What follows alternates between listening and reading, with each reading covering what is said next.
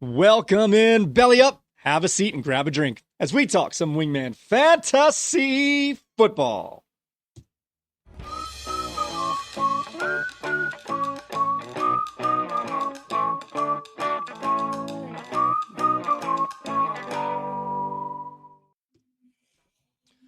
Welcome on into another edition of Wingman Fantasy Football, the league podcast. I'm your host, Michael Furley, and as always, I'd like to thank all of you, or any of you who may be watching or listening to today's show. This is episode 150, a 2025 wide receiver / tight end positional preview. And it is my great pleasure to welcome into the bar Mr. Bernie, a.k.a. Team B. I'm Cuban B. Yes, Cuban B. How are you doing today, Bernie? I am doing A-okay today. How are you? I'm doing fine. Are you excited about going over what a lot of people think is the most important position in our drafts? The kicker? I had wide receiver tight end for today. I didn't know we were doing kicker. Oh. Fair enough. All right, guys. So in this show, we will get into some player news and notes. We'll break down that wide receiver / tight end position, including some of our new segments, including the Ambiguously Ranked Duo, Old Faces, New Places, and Wingback Mountain. And at the end of today's show, we will also dive deep into a mailbag. But before we do any of that, let's make sure that everybody is in the room. Wingman Assemble!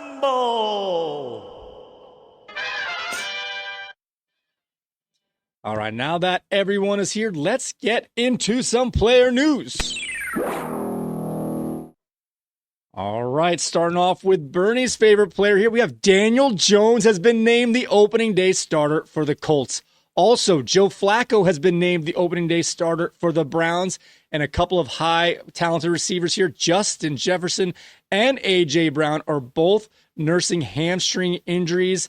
But there's indications that they should be ready for week one. Let's start here as we have some of your favorite quarterbacks and high-valued receivers. What do you have on Daniel Jones, Joe Flacco, Justin Jefferson, and A.J. Brown? Oh, man. Outside of Justin Jefferson, this is like a geriatric ward going on over here. I guess maybe not A.J. as much. He's like in between, but exciting. Exciting to see Daniel Jones starting. That's all I got to say. He is definitely a starter. I don't know if he's a finisher, but he's definitely a starter. I think this move is most important for Jonathan Taylor.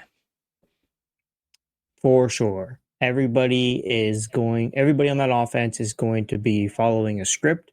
And unless their offensive line breaks down horribly, the script will be a traditional football script with no ad lib from Mr. Daniel Jones. He's going to win this. Oh, wait. Who are they playing week one? Are they playing the Dolphins? Oh, they are. That's right. Oh, I don't know. I am now torn. This is a bad idea, Colts. You should not play Daniel Jones. All right. Our next players to talk about in the news here is Kenneth Walker. Texas Ranger has been in and out of practice all preseason, but he did return to a full practice this week as we approach week one. Malik Neighbors. Won't you be my neighbor?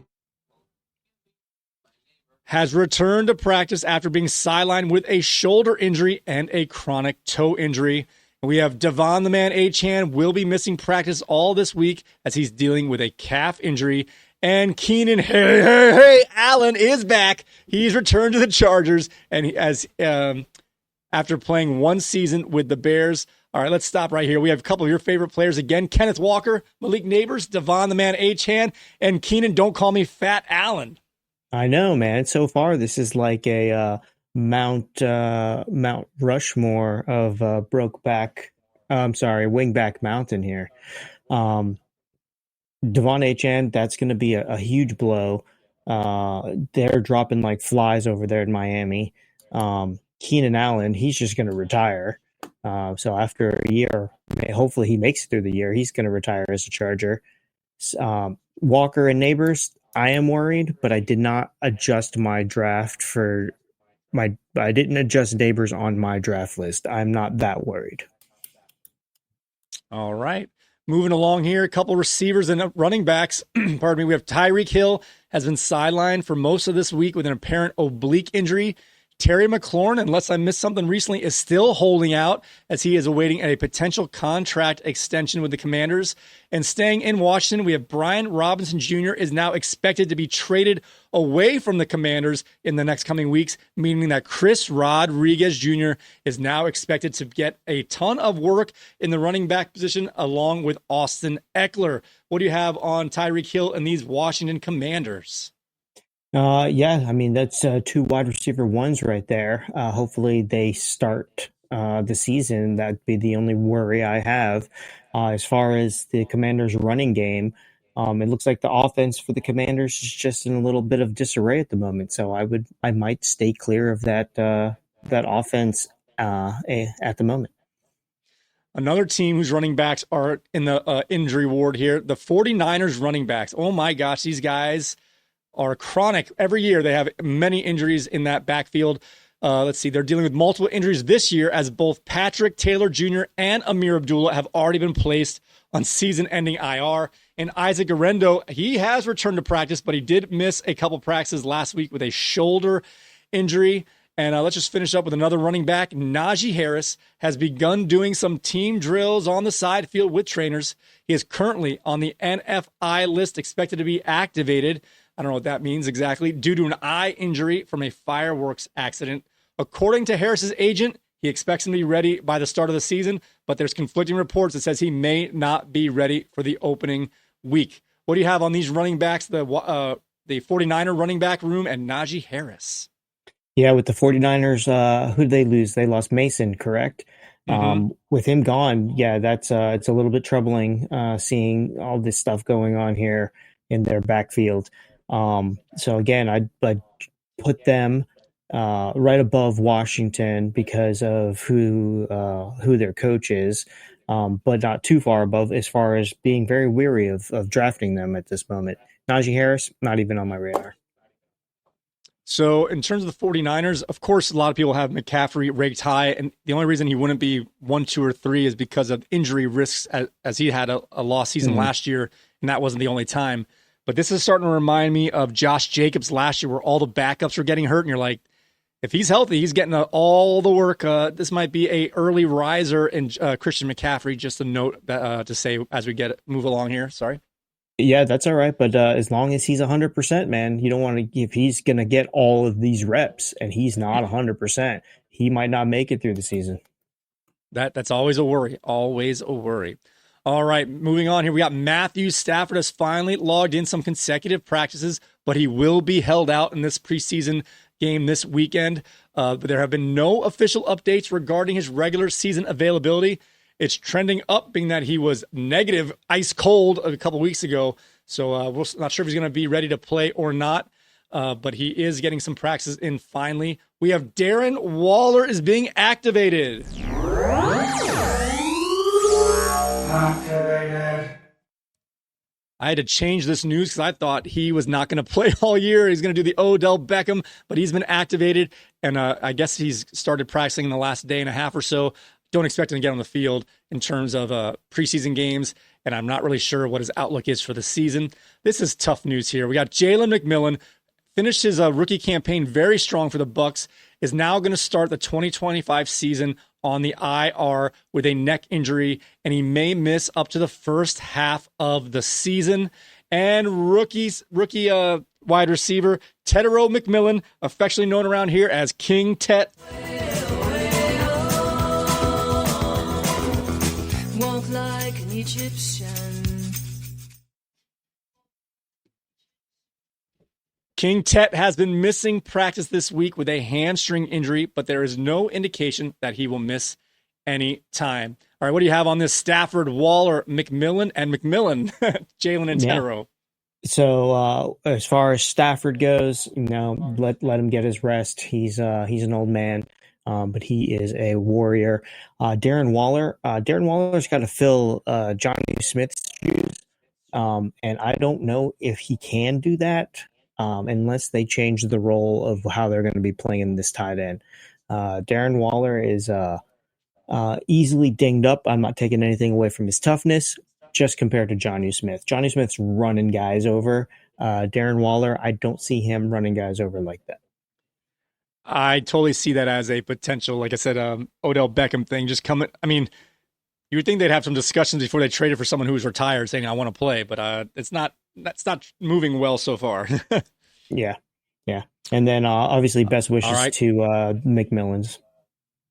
Yeah. Yep. All right. Let's get into the positional preview. We group we call these the receiver preview here. As we group our wide receivers and tight ends together as they are in one position in our league. You can use them as a wide receiver / tight end or a flex. No dedicated tight ends. Doesn't mean we don't use them. We use actually a lot more tight ends than you would think, because there's a lot of good ones out there since only the top 4 or 5 are drafted. So you have 6 through 15 are out there for any random pickup for a flex play. So I kind of like that flexibility there. Let's see. So just starting off here, when it comes to putting in tight ends mixed with wide receivers, how many tight ends make your top 40, and what's your highest ranked tight end in terms of it related to the wide receiver?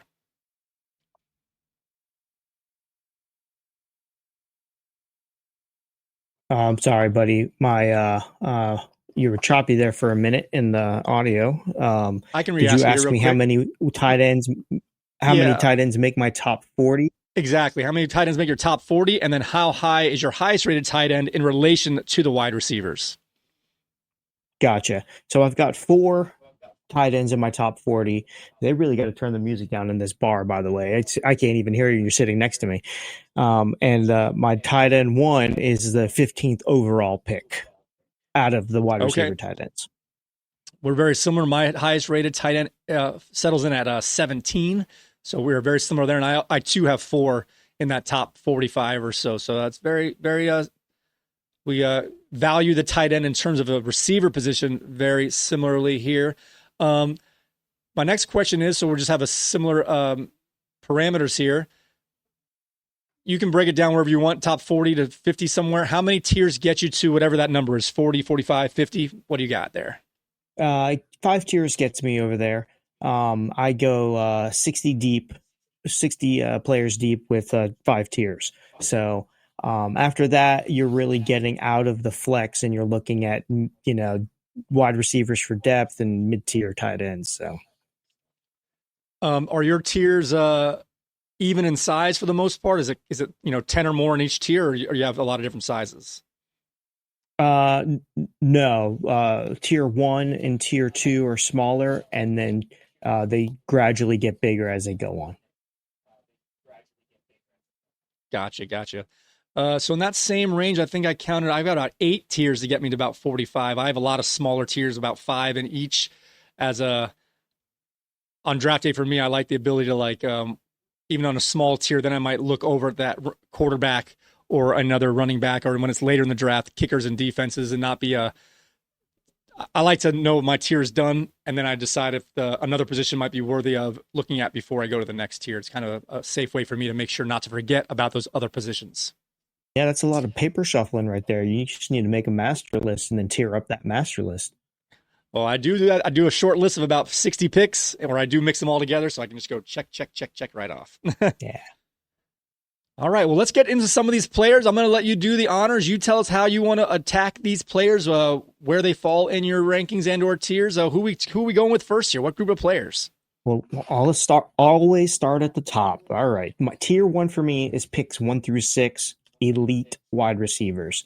Number 1 is Jamar Chase, Justin Jefferson, CeeDee Lamb, Puka Nacua, Malik Neighbors, and no disrespect, but Mr. Brown is at number 6. Amon-Ra. All right, so that's a very solid group there. Like I said, my first tier is only 3 deep, so that takes up all of my first and most of my second. How far, if I might have missed the name, you do not have Nico Collins nor Malik Neighbors in that first tier? No, Nico is down in tier 2. He's the next one up. So, unfortunately, I do not. I think that with these guys, like the top 3, are the cream of the crop there. And all of these receivers have the possibility of winning their triple crown. Chase almost did it. But I think that these are these are it. Got you. The next tier, my third tier, which is a little bit out of your first one here. We already discussed Collins' neighbors a bit. This group is very scary to me. These guys, I know they're good, and I don't trust them, at least to some degree. I've got the guy on top of my third tier is probably higher than most people have him ranked, but I got Tyreek Hill, Mike Evans, Brian Thomas Jr., and Drake London. A couple old guys, a couple of youngish guys here. What do you have on Hill, Evans, Thomas Jr., or London? So Hill I have at the highest there. Oh, I'm sorry, Collins I have the highest there. He's at 7 overall. And Hill is 12. And did you say Drake London? I have him at 12, yeah. Wow. Okay, that's good. I have him at 10. I actually have him a little bit higher than Tyreek at the moment, and that's just because of the offense for Miami. But Nico Collins is sitting at the top of that tier for me. They're high-end wide receiver ones. They're just not elite in my book. So I think we're pretty close. We're on the same page there as far as where they're landing in overall draft spots. So we got Mike Evans here, who keeps. Oh, I'm sorry. Did you have Mike Evans on that list? I did. I'm at 10. I know I'm one of the old guys. I like the old guys. Yeah, I don't know about that one, but Mike Evans has not let down in his first 100 seasons he's played. So he's doing great. He's doing great. I'll tell you why I moved him up this time. Obviously, he's been dropping down boards the last 3 years, and he keeps putting out the exact same output. He's so consistent. Yeah. Last year, he barely got his numbers as he missed some time, and that's always a worry for an older player here. But similar, like I said, with that Josh Jacobs and Christian McCaffrey this year, you've got McMillan. Jalen McMillan is going to miss first half of the year. You've got Chris Godwin's going to miss a first chunk of the year. When he's the only guy, and we'll talk about his rookie mate, a new rookie who's turning heads, but he is the elder statesman with no competition for targets, and that's what moved him up. Not so much what he's done and his age, it's that he's consistent with no competition, meaning I think he's going to stay where he's been, which is in that top 12-ish receiver. Yeah, that's sound reasoning, I believe. But I've got players like Ladd McConkey and Devontae Adams and Brock Bowers ahead of him. So, all right, we'll get into that next group there. We'll talk about that next group that you have. All right, so my 7 through 15 is Nico Collins, Brian Thomas, AJ Brown, Drake London, T. Higgins, Tyreek Hill, Ladd McConkey, Devontae Adams, and Brock Bowers. So that's 7 through 15 for me. And if we get into the next one is my solid. I'm sorry, let's not gloss over Brock Bowers. Brock Bowers ends my tier 2 list at 15, and he's the first tight end for me off the board. If he can keep that ball rolling, that little first year, records and all that good stuff, he's just going to be a dominant player this year for Vegas. I think I'm high on Vegas this year. Okay, all right. That's always a risky bet. But nonetheless, if you feel it, do it. Go for it. Yeah, exactly. Brock Bowers had a great season last year, and he did all that without getting in the end zone. Even if he loses some yards and or receptions, if he can get a couple more touchdowns, that'll balance out his output. Exactly. Okay, so the next tier, 16 through 25 for me, is Jackson Smith and Jigba sits at the top there. Terry McLaurin, and obviously we heard the news about him. Garrett Wilson, which is a little bit low on my list as far as elite wide receivers, but he's playing for the Jets. Then Mike Evans, Marvin Harrison Jr., DK Metcalf, DJ Moore, Rashee Rice, Xavier Worthy, and Trey McBride is the second tight end at 25. I'm sorry, who's the second tight end? Trey McBride. Trey McBride. Okay, very good. Yeah, we have a lot of the same guys there. Just a couple people that I've hired that are out of that group, and a couple people that are way lower just because it's a fan favorite type of thing or not. So I got Garrett Wilson higher this year. I'm usually not a fan of his, but I think he's going to get all the work again. Another receiver who's by himself. That's what's kind of tiebreaker with these middle, wide receiver, late ones to middle threes. For me, it's like, are you the only guy in the field? Then that's a tiebreaker for me. There's someone here that's interesting. Oh no, we'll talk about him later here. But let's see. So I got George Kittle as my highest rated tight end, and I have him at 17. So you have again, with all their injuries and their you have George Kittle above Trey McBride and Brock Bowers. I do. Wow, is that based on? I mean, George Kittle's great, but the offense for Arizona and the offense for Vegas, I mean, they're gonna get a lot more looks than George Kittle, I think. So I had all the tight ends that are the top 4 here together, and then I just moved Kittle way up. Again, with the injuries to Juwan Jennings and Pearsall's in and out, and they're signing receivers off. They trade for Sky Moore to get some receiver help to the 49ers. They are desperate for receivers. And whenever whenever the 49ers have a full complement of receivers, there's always one or two who don't get anything. But when they're short, Kittle steps up. He gets big games when there's less people to throw to. And he, again, it's same with these other tiebreakers that I've discussed. He's the only guy right now, and he is going to be their number one target, I think. And I'm going to trust the San Francisco offense, a number one target for that offense, a little bit more than, middling offenses of like Vegas, for example. I'm not saying he's a better player one-on-one here, but what he can do and what they're going to need him to do, I think Kittle, I have less questions marks about Kittle this year with the competition in the receiver room than I would other years previous. Yeah, Kittle is in my next tier, and he fell to the bottom of that tier. He's 38 on my list overall. He's my third tight end off the list, but he's 38 overall. Well, that's what's interesting about this when we shuffle in our tight ends with our receivers. People usually have the same, whether they're the same order, they have the same 4, 5, 8 tight ends, depending on how you want to group them.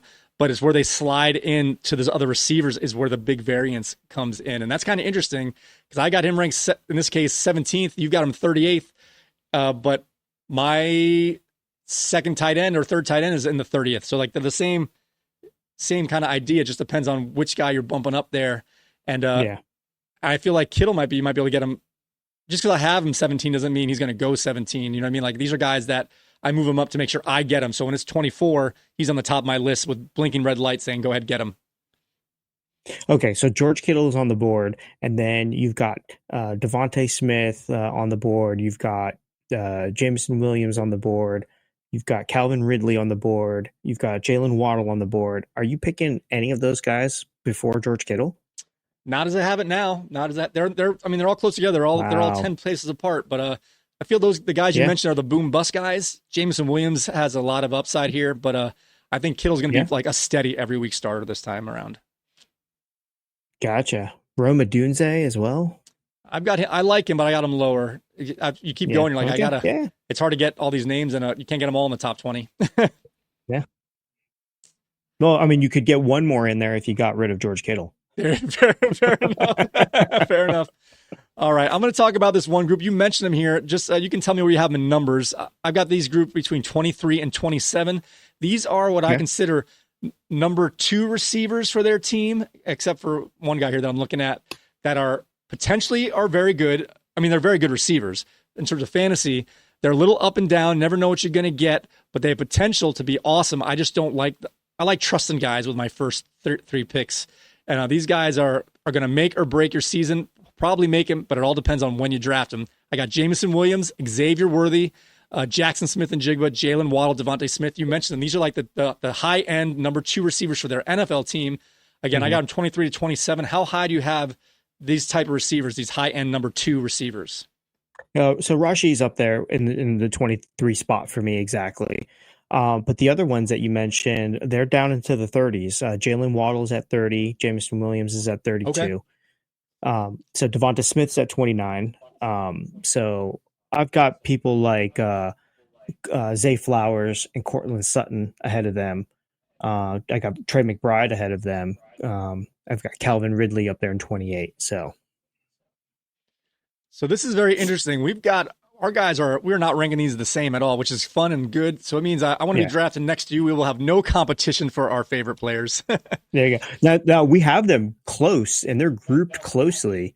There's just slight little shifts going on here. There's the 1 or 2 that are off, but the majority of them, like all those guys you named, they're in my group. They're just, 6 spots lower than what your group is. But they're also in my fourth tier. They're the bottom of my third tier and top of my fourth tier, which is a little bit different for you. That's probably your sixth or seventh tier. All right. Is there another group of players you want to talk about before we get into some of our sub segments here? There's a lot of guys left. If there's someone you want to bring up. Really the only ones, but I think we'll talk about them later.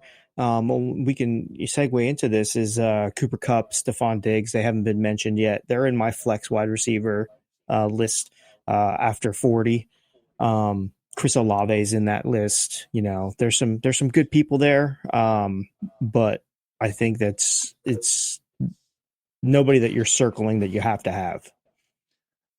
Yeah, that group you just mentioned, they're all in one small tier for me. So yeah, I guess we're not as far as we thought. We're just one group might have shifted up to move another group down, like you said, 6 or 7. But the groups are the same. It just one tier might be ahead of another, but they're still grouped together.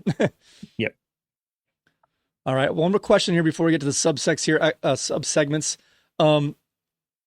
You said you had 4 tight ends, as do I. We've already mentioned Bowers, McBride, and Kittle. Who is your 4th tight end? Who made that there? Because I kind of moved one up here. We might not have the same, but I'm curious.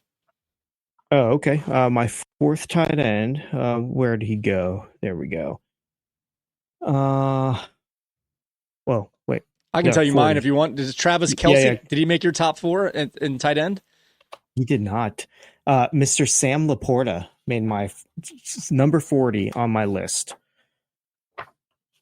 They all the rankings that you have to start with something, and then I resort it. And Kelce was like on 5 further down, and I'm just like, I can't put him behind these other, like Laporta's, for example. They both were just as bad last year together. So it's like I'm gonna go with the guy who's done it 7 times as opposed to once. But there's no right or wrong answer. I decided to go with I guess as you can tell, I tend to give these older guys the benefit of the doubt and I trust track record more than unknown upside, I guess. Exactly. And out of those top 4, number 5 for me is Hawkinson. He's 53. 54 is Travis Kelce. That's a tight end 6. And Njoku is 55. That's my tight end 7. Mark Andrews is my tight end 8. He's 56. So they're all grouped into this one little tier. And they're going ahead of Darnell Mooney, and they're going ahead of Keenan Allen. If it comes down to that's where I'm at in my board, they're definitely going ahead of those guys. All right, guys. I think some of the other names we're going to talk about here. Well, before we do that, actually, I'm sorry. I kind of keep teasing and stopping here. Are there any rookies that catch your attention? And what are your favorite rookies in terms of wide receiver for this fantasy football season? No, I'll be real honest with you. There aren't any rookies that I said, oh my gosh, double underline, circle, highlight. No, nobody's stood out to me. Unlike, like the running backs. So I've got, I think 3 here that are in my top 45-ish. Tedero McMillan is number 1 for me. King Tet, he got the sound effects and that gave him the tiebreaker there. I've also got, in terms of rookies, where do you have him overall? I've got him 31. I've got him 31. Yeah. So we're close. I have him 35. Okay. My next rookie, if I'm seeing this right here, is Travis Hunter at 38. I'm not too sure about him at the moment. With he's a little banged up, and there hasn't been huge buzz in terms of offense since the preseason games have started. There was huge buzz in the early camp, and it's been getting a lot quieter. I don't know for what reason. And then so I got Travis Hunter, and then Emeka Egbuka for the Buccaneers. I have him at 63. So he's Mr. Egbuka. I got him at 42. So I got him way up. I've got him pretty far down there. And I'm not seeing Travis Hunter on my list, but that doesn't mean he's not there. I might have just overlooked him because I got so many papers. And this is my first pass through today. I'll probably, again, Emeka Egbuka is getting great buzz in the Bucks camp, and similar to the Mike Evans in that their usual 2 and 3 receivers are not healthy. With him turning heads, he's going to be the de facto number 2 receiver on that team. Just depends how quick he can get up to speed. He may be able to battle Evans as a number 1 later in the year, but it's going to take a little bit of time. So I think Evans is going to get off to the fine start, but Egbuka might end up being the best Buck receiver by the end of the season. Oh, look at you. Is Evans going to be your new Julio? What? I've had him several times. I've had him several times. All right, guys, it is now time to get into our sub-segment here. We're going to find out some players that are closely ranked together, and they're on the same NFL team. It is time to get into the ambiguously ranked duos. The ambiguously ranked duo. The ambiguously ranked duo. On draft day, I don't know which one to take. These two players are comparably ranked. They're extremely close in an ambiguous way. They're ambiguously ranked. They're ambiguously ranked. The ambiguously ranked duo. The ambiguously ranked duo. Which of you two is the better receiver? Well, Gary is definitely the best catcher. What? Nothing! The ambiguously ranked duo. All right, guys. All right, now it's time for some ambiguously ranked duos. Oh, my screen is not working very good. Not good. I might need you to help lead this off here with who do you have for an ambiguously ranked duo? So in my 23rd and 24th overall spot, they just happened to land this way, is the KC receiving core of Rashee Rice and Xavier Worthy. There's lots of stuff going on, though. Rice, faces significant uncertainty with a potential 2 to 4 game suspension looming, which I think is why he got dropped down so far as he did into 23 here.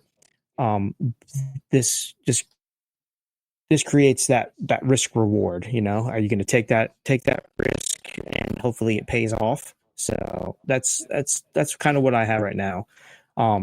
As far as the draft strategy goes for this, Rice, he's like the classic late round lottery ticket. And Worthy is the safer, but lower ceiling option in my opinion, but perfect for just consistency. So you don't have that boom bust worry that you might with Rice at this moment, where Worthy will give you that consistent point total at the end of the day. All right, my screens are going haywire here. What was the other ambiguously ranked duo we had? We had Mr. Juwan Jennings. I have him at 47 on my list, and Ricky Pearsall, I have him at 49 on my list. Yeah, these guys I have back to back. Once again, I'm losing some information here. I have them in the same tier. I think they're even back to back. Jennings was awesome last year and fun to watch. Pearsall was dealing with his injuries, of course, so he didn't get a great start into this season. Let's see. And even this year, they're both coming in banged up, missing some time. So I'm not really sure who's going to end up being the better overall and who's even going to the hotter start here. Another reason why, like I said before, Kittle is rising up the board because just the uncertainty of the other receivers is giving me quite a bit of pause. I really don't know which way to go. I'm more of a fan of Juwan Jennings of this group, but I don't think I'm going to reach. I'm going to kind of wait which one goes, and if it's in line with where I am drafting, I'm going to take the second one pretty much right after that first one gets taken. Yeah, if it came down to it, I'm not really looking at the name between the two. I'm just looking for a piece of San Francisco if it comes down to that level and I need to get someone. So I'm good either way. Sorry, I just got my ranking. Gotcha. I just got my rankings backed up. Where'd you said you had Pearsall and Jennings? Pearsall and Jennings, I had Jennings at 47 overall and Pearsall at 49 overall. Look at us, 44 and 45. I guess we're closer than we thought. I was a little freaked out with some of those names earlier, but we're right on the same page there, I guess. Yeah, there's just a couple of little nuanced players that are getting shifted. And of course, these names are going to get shifted in the next 2 weeks. So I've got one more. I want to talk about it here instead of in the other section here. I can't help myself. I got Terry McLaurin and Deebo Samuel as another. I know you have them farther apart. So I'm kind of bringing this one in. I have them ranked pretty close together. Deebo had a down year last year, an awful year last year. He was nominated for the draft day bust of the year award. So that's not good.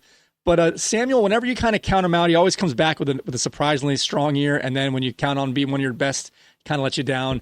So being that you can get him out of value, I kind of like him as a potential target. And Terry McLaurin is still holding out. And last year, I remember a little bit. We had at least 3, maybe even 4 guys who held out last year. Do you remember what ended up? What your thoughts were about players who hold out and how you value every fantasy matchup throughout the year, not just the last ones. Yeah, as far as just the personal view of them holding out, I think I had a mixed thing. There's probably some receipts out there, though. I think these guys. I don't know. I think these agents need to really kind of get with the game here and figure this thing out. Where these holdouts, they're not ready to go. I mean, if they're elite talents like Justin Jefferson, then they're going to be fine. But if they're not getting these reps and it's week 2 and week 3, they're not viable playing, people until, 3 or 4 weeks later after they get banged up and we see if they get injured or not. So I don't like it, but I understand it. It's part of the business. So last year, if I recall, the 3 main holdouts were CeeDee Lamb, Jamar Chase, and Brandon Ayuk, with varying degrees of success throughout the year. All 3 of them, however, started off the year not well. Ayuk was awful the whole time, only had 1 good game in like week 6 or 7, then got hurt the next year, out for the year. CeeDee Lamb was just treading water until the latter quarter of the season. And then Jamar Chase, who finished as the number 1 receiver, was great, but he didn't get going until week 3 or 4. So just kind of showing like that elite guy will eventually catch up. But I remember you saying last year, like, I don't want to take these guys who might have a slow start because that week 1 matchup, it's a win in your book that you're going to need. If you're going to finish the, your season 8-6, you don't care when that 1 win comes in. You might need it in that first week. And it's why put yourself at a disadvantage early in the season when those games count just as much in terms of your win-loss record. Exactly. And then as the season goes on, obviously you're dealing with waiver wire, you're dealing with fab dollars, you're dealing with, all these other things. Get those early wins when you don't have to start churning your roster yet, and it's one of those things. So that's why I had these guys close together. I assume Terry McLaurin was a regression candidate as it was. The holdout just puts another, little dent. I'm not saying it's going to end his season or career or anything, just another dent. And again, it's not that Debo is as good as Terry McLaurin maybe is, but again, it's another guy who's going to get more opportunity based on what his already skill level is. That bumped him up and put these guys close together for me. Yeah. I'm with you on that. All right, guys. It is now time to take a look at some old faces in new places. Wingman Fantasy Football. Welcome to the team. Who are you? Where am I? Get this man a helmet. Old faces, new places. I'll say hello, my darling, if we should meet again. All right, now time to take a look at some of these old faces in new places. And we've got a ton of guys, none of the top tier guys this year. My highest rated old face is 16. I'm just going to read off some names here because there's a lot, and we can talk about who catches your attention the most. So some old faces, new places. Pittsburgh likes bringing in the old. They got DK Metcalf moving in from Seattle to join his geriatric teammate, Aaron Rodgers. DK Metcalf settles in with the Pittsburgh Steelers. Davante Adams is now moving back to LA to play for the Rams. Deebo Samuel we mentioned, so we're not going to talk about him here too much, but he is an old face in a new place, leaving San Francisco to join the Commanders. We also have George Pickens, the youngest of the old here, as he is going from the Steelers to the Dallas Cowboys. This one is the biggest wild card play for me. And then we have Stephon Diggs heading to New England off of his, I'll just let it alone. And then Cooper Kupp is going to Seattle. I think that's it for the old. Yeah, we'll stop there. What do you have on these old faces in new places? Where to start, Michael? Where to start? Let's start with Davante Adams. How do you feel about Davante? Davante for me it's veteran reliability at this point. They've got proven track records. It's as long as they're in a decent offensive system, they're going to produce these veteran receivers. And I think Adams, he is. So I think he will produce. I'm just not wanting to take a chance on it. I have him up pretty high though. He's number 14 for me overall. 14. Oh wow. Yeah. Where did I What do you put think him? about Devontae? Well, I consider him a home wrecker. He goes to places where we have these young receivers who are up and coming, ready to break out here, and he stunts their growth. I'm saying this a little rhetorically here, or hyperbolically.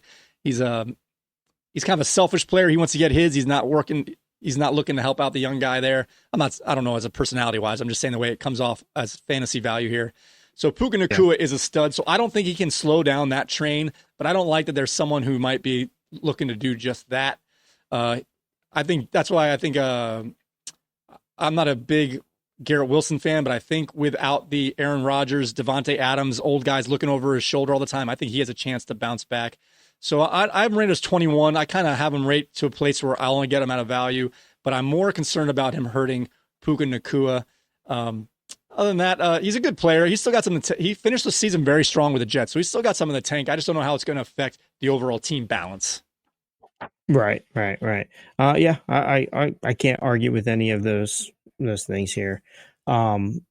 And so the next guy for me is Stephon Diggs, and again, it's veteran value, but it's really low on my list. Stephon is a 43 on my list overall, and that's going to be really, really low. Their normal ADP, even with their elite skill sets, and it's a value pick for me.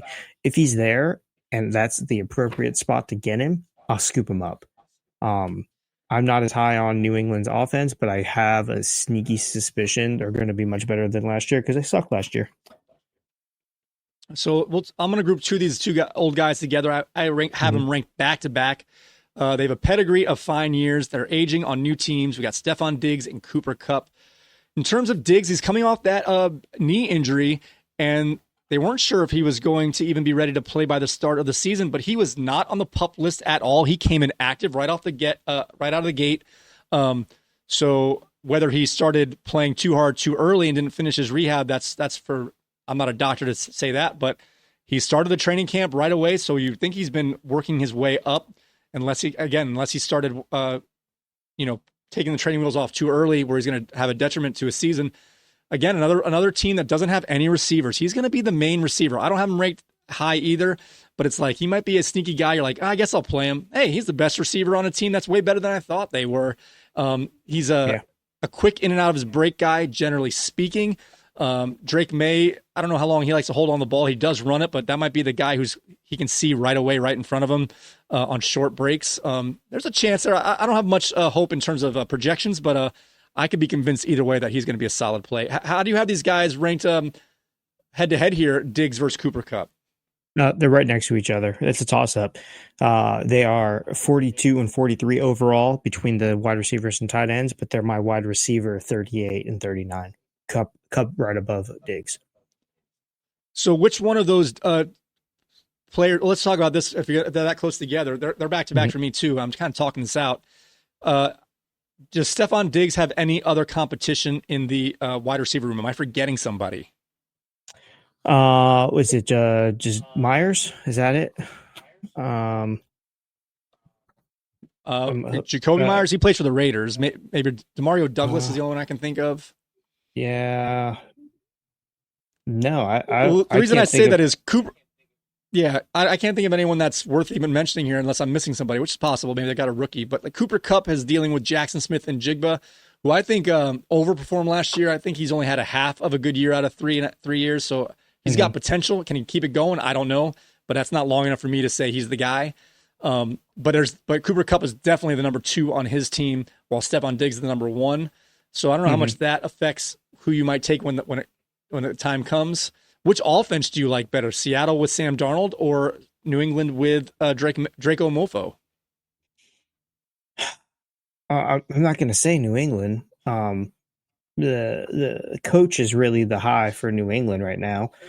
Drake May did fine. So it's a toss-up. It really is a toss-up. And if it's a toss-up, I'd go with Seattle just because I don't like New England. Yeah. Fair enough. Yeah, but Kyle Williams is the other New England wide receiver that he won't be competing with, or he will be, but And he's a rookie, I'm assuming. Probably. I don't have it indicated here, so Gotcha. And then right, I'm going to mention Henry. a couple more. Don't forget Hunter Henry. Right. Okay. Fair enough. Yep. Fair enough.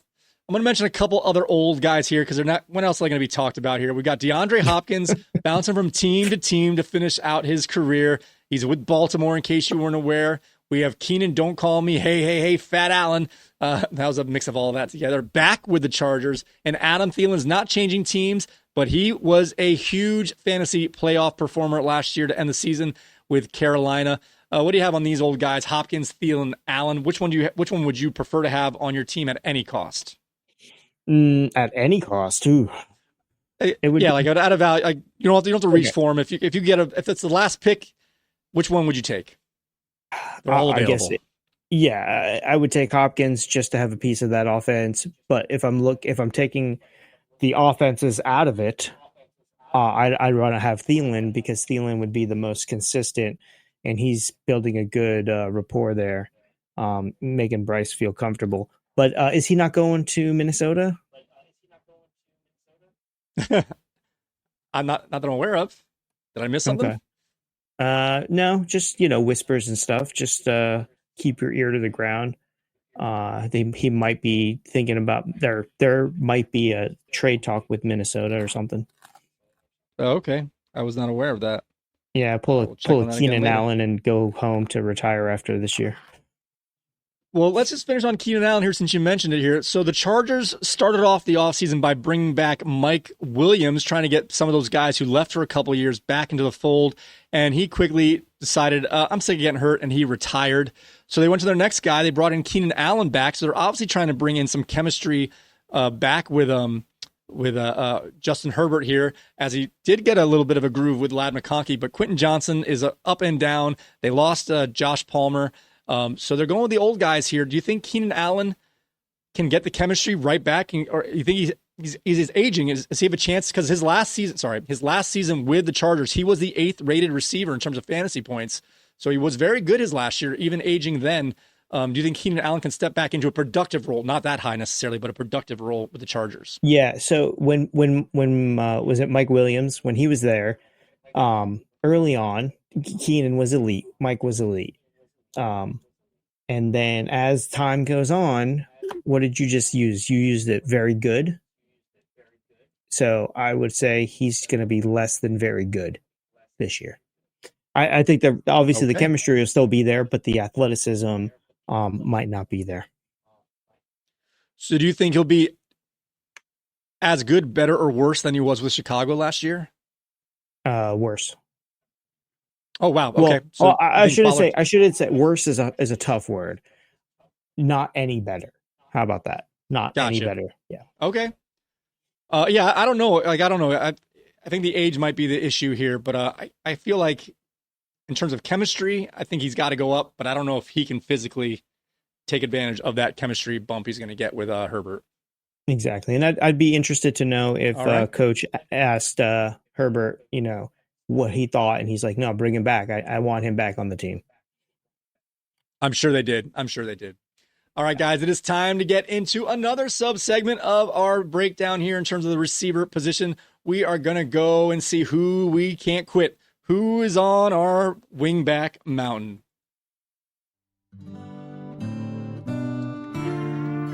Wingman Fantasy Football.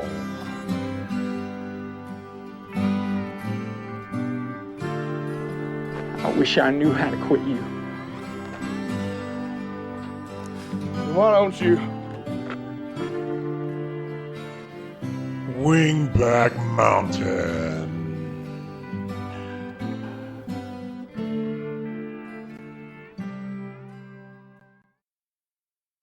All right, reminiscing with Julio Jones, my personal I can't quit, had him on my team almost every year of his career, and I can't find someone to fill that void. I feel empty inside when it comes to the receiver position here, Bernie.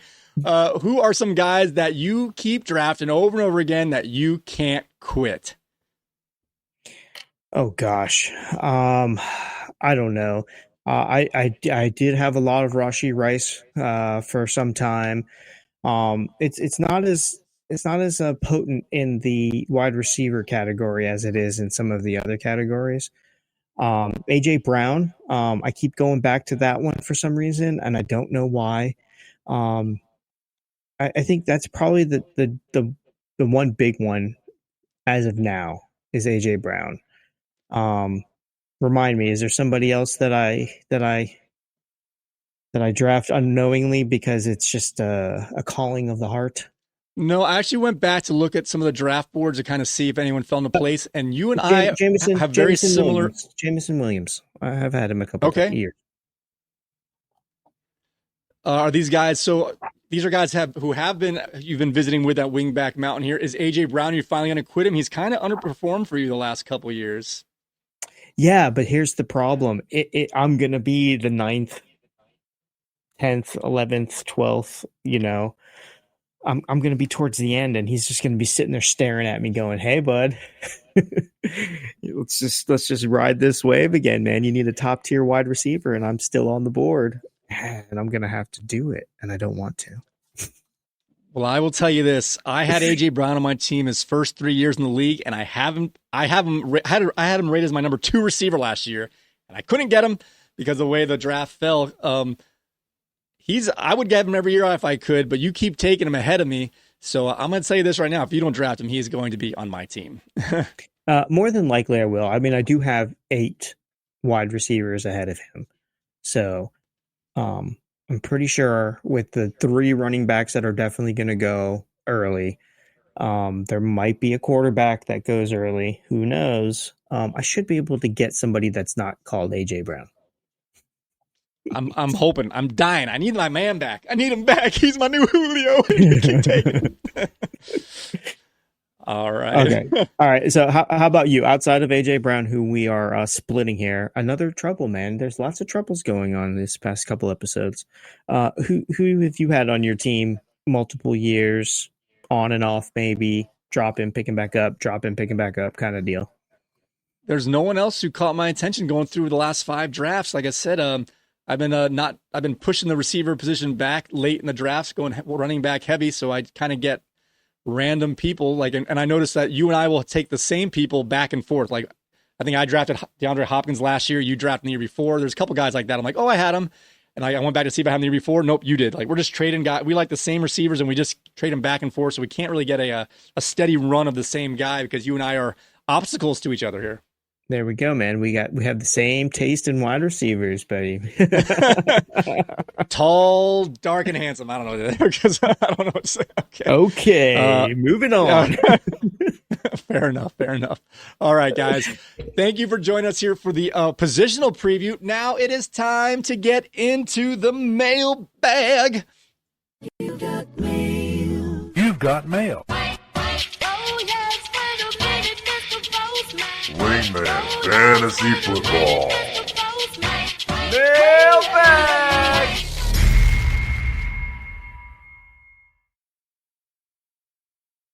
All right, guys. This one in the mailbag this one comes in from Reggie O. And it says here, "Hey, Wingmen, I am sick of not having proof of an unbiased process when it comes to the draft day order drawing. I demand a live stream of the draft drawing." Oh my gosh, you guys just keep putting work on me. You just want me to do more and more and more. Like I don't have enough time for you guys. But guess what? You're in luck. I'm going to do a live stream this Saturday at 5 p.m. and we are going to draw the draft order live so you guys can see it, minus whatever technical issues come with streaming. Hopefully not enough for you guys to say I'm being a fugazi here. So I'm going to have my 2 assistants join me on Saturday at 5 p.m. so we can live stream the draft drawing. What do you think about this? Is this more than necessary? Is it good to be transparent? What do you think about this? Outside of the fact that I think that we should have had the draft drawn like 2 weeks ago when we had the majority of the league in the same room at the same time. Outside of that, I'm fine. I trust you. I've never not trusted you. I trust your assistants. I trust the process. I get really crappy drafting numbers for the past few years, but that's okay. The one time I did win this league, I think I had the first overall pick or the last overall pick. I can't remember. I was on the turn of one of them. So that was the only time I ever won. And if you can make that happen again, wink, wink, that would be great. I take tips right here. Okay. I'll give you some fab dollars. Okay, that's good. That's good. All right, guys. We've been kind of a little off here and telling you what's coming out this season because we're kind of building the plane as we're flying it here.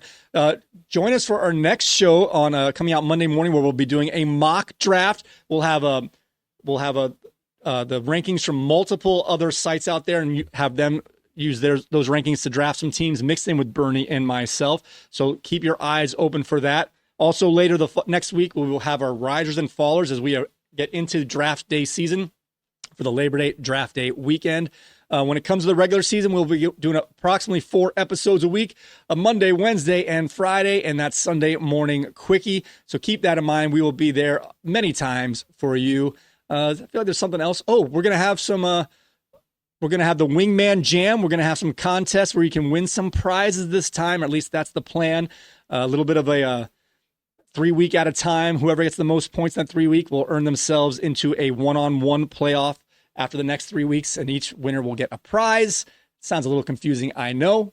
All right, guys, with that being said, I want to thank you all so very much for watching and or listening to us and watching the Wingman Fantasy Football, the League podcast. You can find us on Apple Podcasts, Spotify, TuneIn Radio, YouTube Music, Amazon Music, and the iHeartRadio app, including the Audacy app as well. Please do me the favor and rate us on whatever platform you are using. 5 stars only, please. Also, if you like seeing these beautiful faces, go ahead and go to our YouTube channel at wingmanfantasyfootball.com/YouTube. When you're over there, do me the favor, hit that like button, subscribe, hit the notification bell, and leave a comment, and we'll get you in our next mailbag segment. Don't forget, we have our live stream of our draft drawing this Saturday at 5 p.m. Join us for that. With that being said, may your glasses be full, your mug stay frosty, and your roster not have more than 2 tight ends at a time. Nicholas. All right, we'll see you next time, guys.